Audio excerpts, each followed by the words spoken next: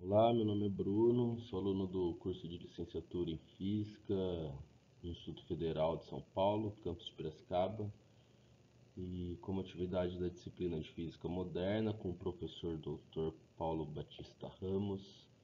Nesse vídeo eu vou falar sobre o efeito fotoelétrico.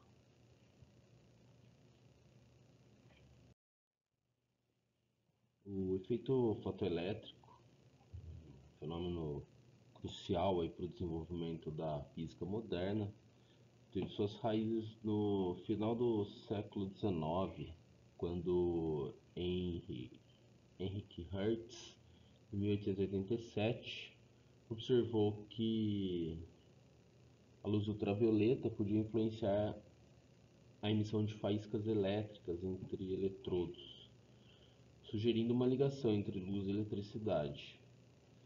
Já Joseph John Thomson, por sua vez, ele conduziu estudos sobre a eletricidade que levaram à descoberta do elétron, aprofundando o entendimento das partículas emitidas nesse processo.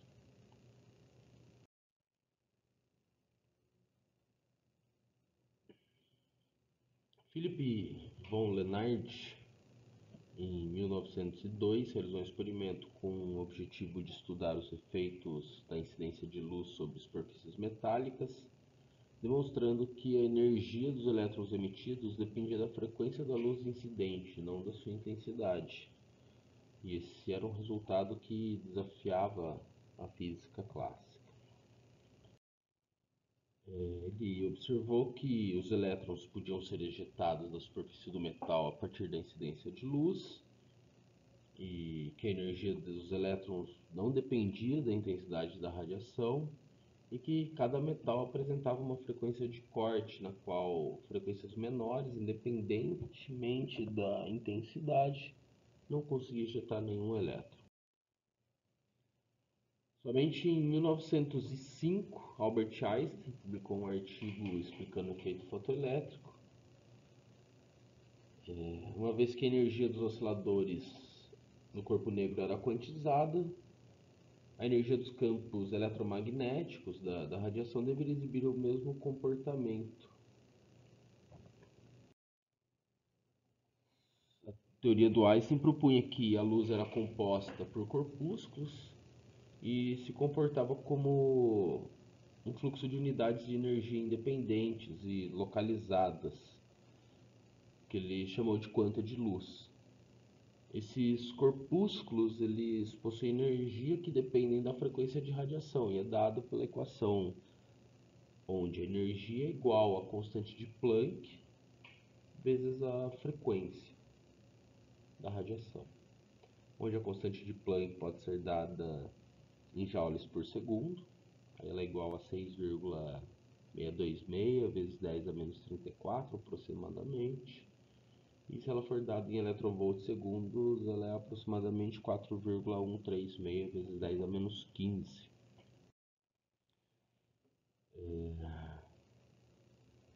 Então a ideia do Einstein, ela, ela partia do princípio ali, né, de que a luz era considerada, ela é considerada um corpúsculo, né?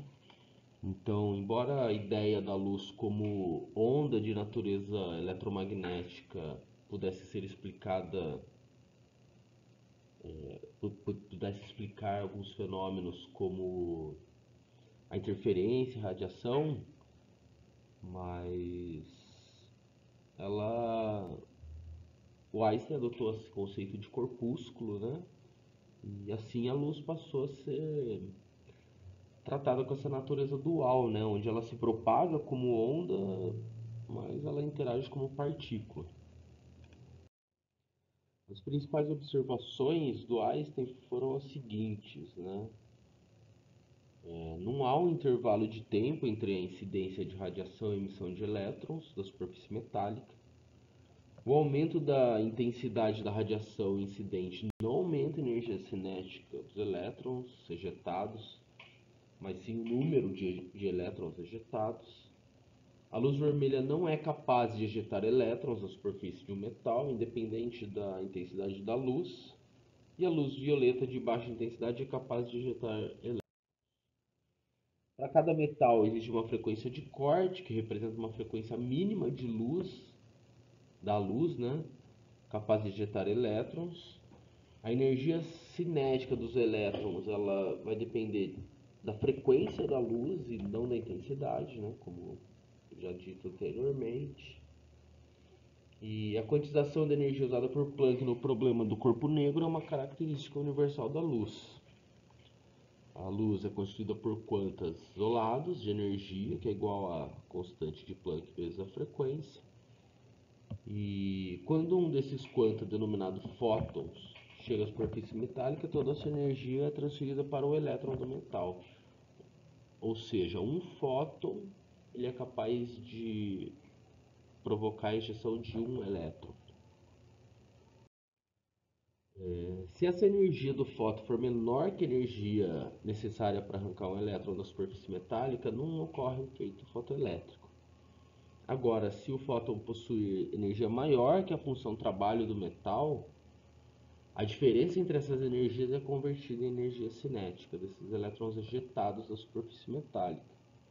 Então a gente tem aí que a energia cinética ela vai ser igual, né, a constante de Planck vezes a frequência menos a função trabalho, que é dada por um potencial elétrico, né?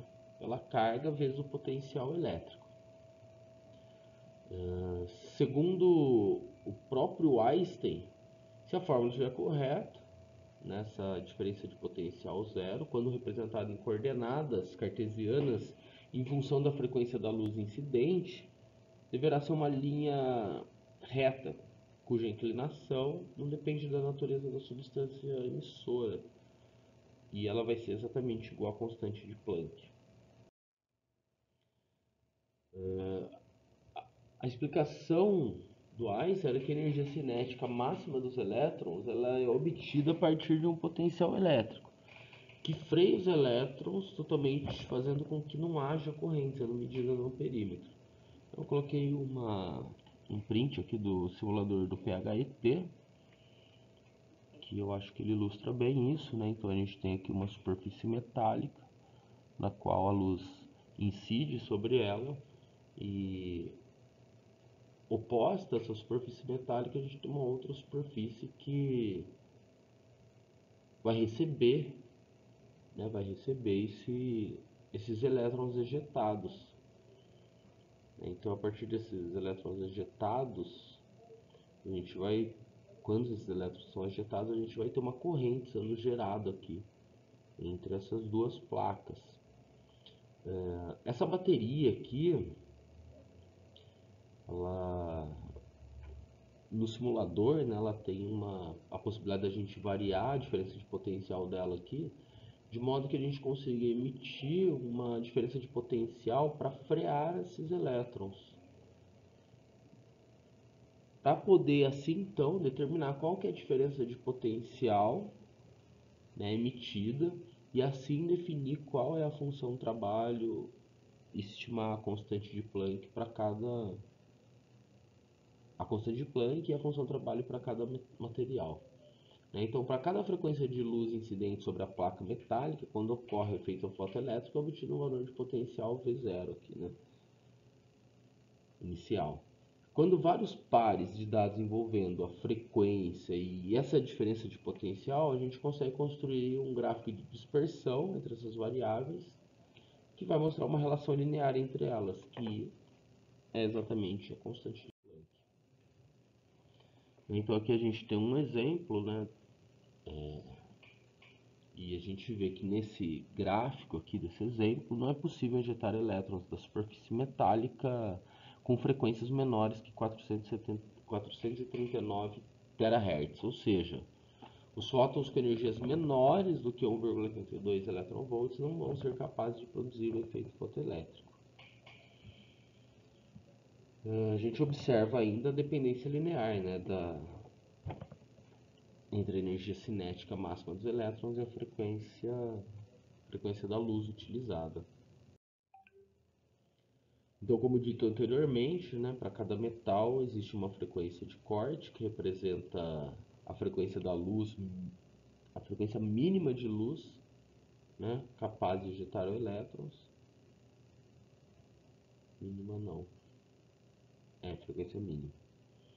E então cada metal vai ter ali, isso vai depender da estrutura, né, de quão forte esses elétrons estão ligados ali, a distância dele entre o núcleo, né.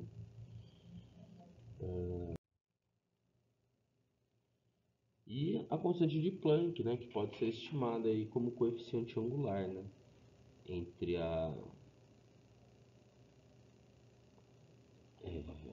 da equação da reta, né, entre a variação da energia cinética máxima pela variação da frequência. E era isso, além das aulas, dos materiais fornecidos pelo professor, né, nas apresentações, foram utilizados aí o Hewitt e o Halliday, né, como referências aí para estruturação desse vídeo. Obrigado, até mais.